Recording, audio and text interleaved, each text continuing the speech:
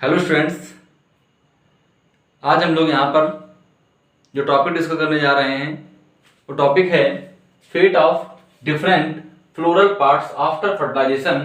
Flower के floral parts after fertilisation, उनमें क्या चेंजमेंट आता है उसके बारे में आज हम यहाँ पर जानेंगे, उसको आज हम यहाँ पर समझेंगे। फ्लावर की मेन 4 पार्ट्स मैंने बताए थे आपको, calyx, Corolla, androecium and gynoecium. Callus और कोरोला आपके एसेसरी हॉर्न थे, जबकि एंड्रोशियम और गाइनोसियम नेसेसरी हॉर्न थे। क्योंकि एंड्रोशियम और गाइनोसियम क्या होते हैं, ये रिप्रोडक्टिव ऑर्गन्स हैं फ्लावर के।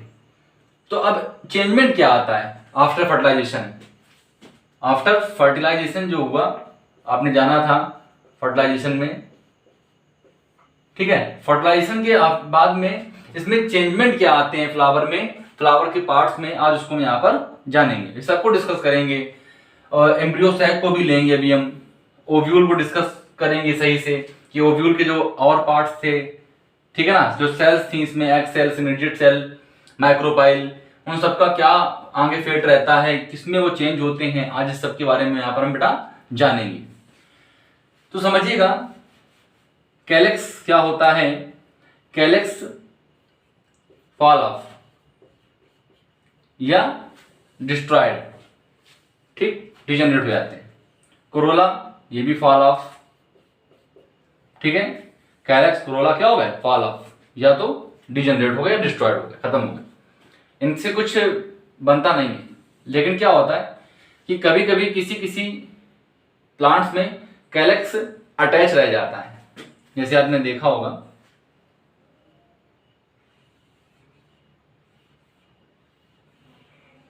अब आप डायग्राम से देख के समझ गए होंगे, ठीक है ना। ये आपका क्या है, बैगन, ब्रिंजल। इसमें देखिए आप, ये कैलेक्स लगा रह जाता है, ये कैलेक्स है, ठीक।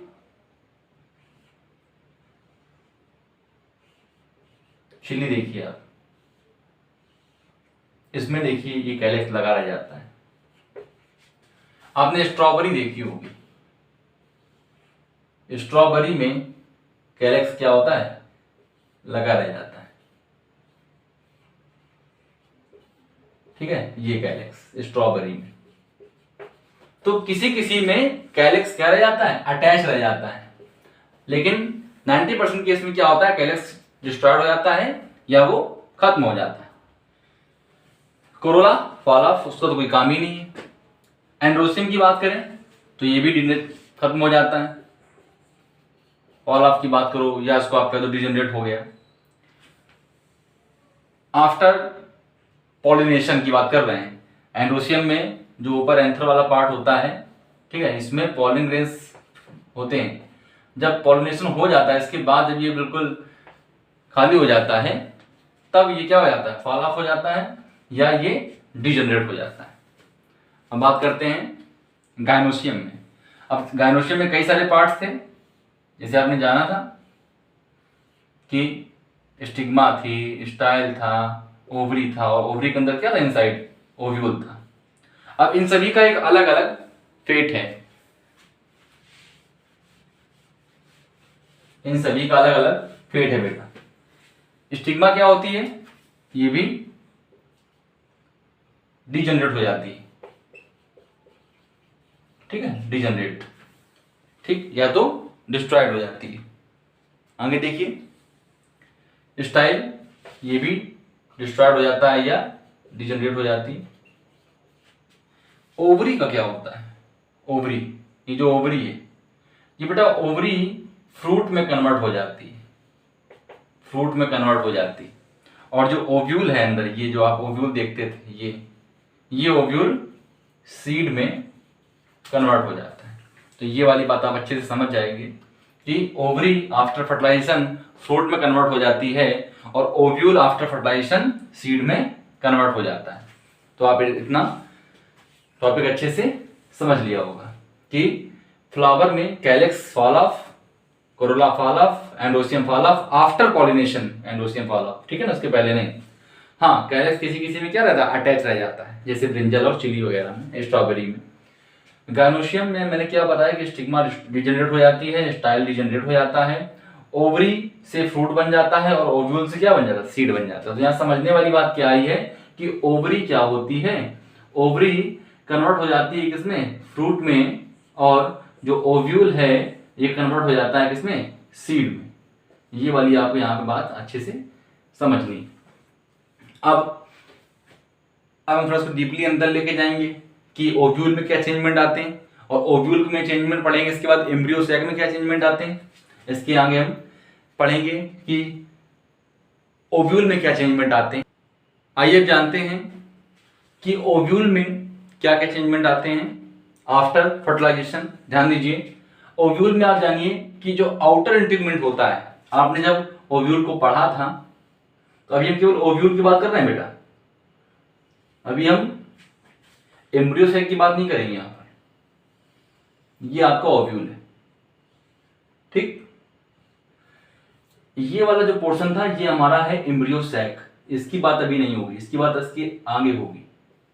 अभी हम केवल ओव्यूल की बात करेंगे, जैसे ये इंट्यूगमेंट, आउटर इंट्यूगमेंट, आउटर इंट्यूगमेंट, और ये है इनर इंट्यूगमेंट।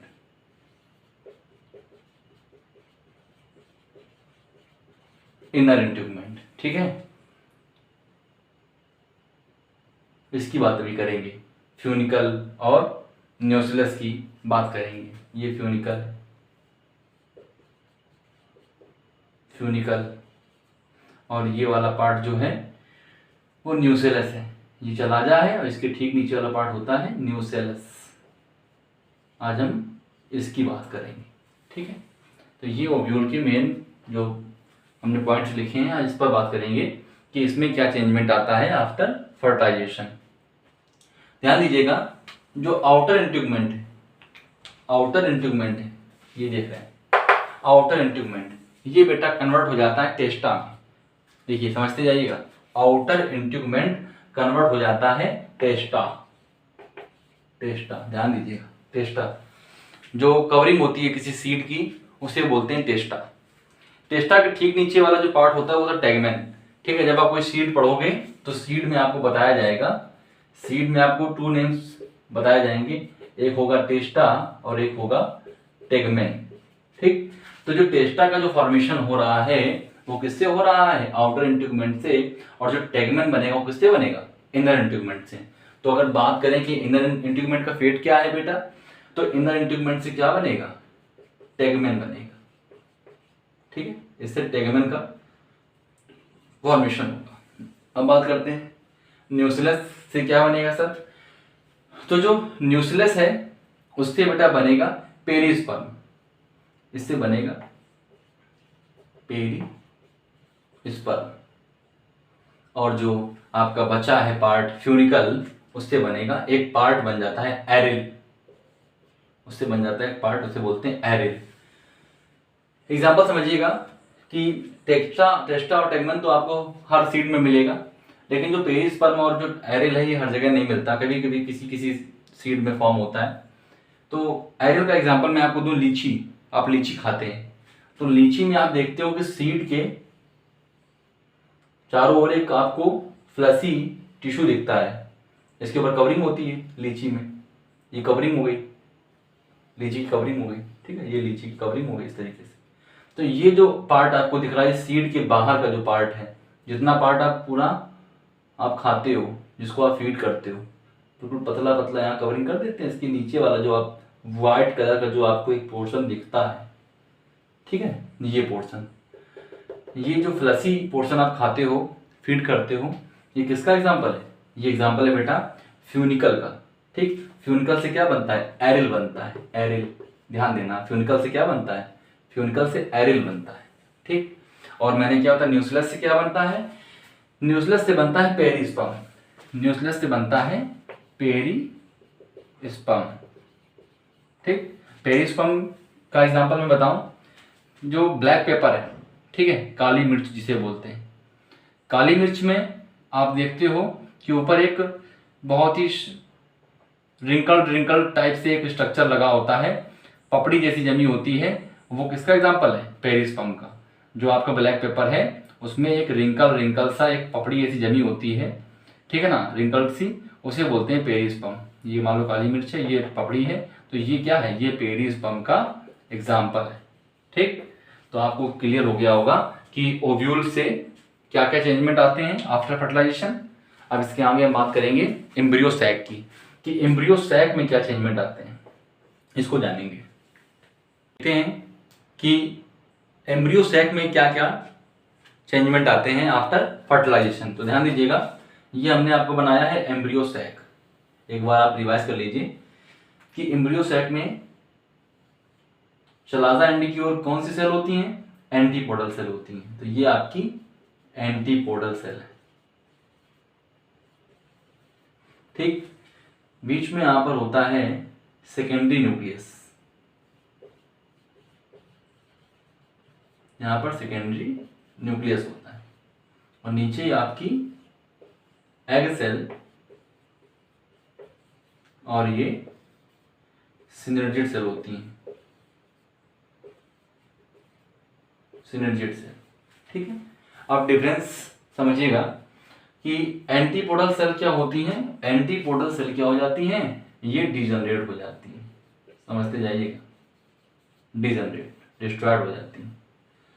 सेकेंडरी न्यूक्लियस में डबल फर्टिलाइजेशन हो जाता है। आपको पता था कि एक मेल गैमेट आता है सेकेंडरी न्यूक्लियस में और एक आता है एग सेल से, तो क्या बन जाता है? जाइगोट बन जाता है और एंडोस्पर्म न्यूक्लियस बन जाता है। सेकेंडरी न्यूक्लियस से क्या बन जाता है? इससे बन जाता है एंडोस्पर्म न्यूक्लियस, इससे बनता है एंडोस्पर्म न्यूक्लियस।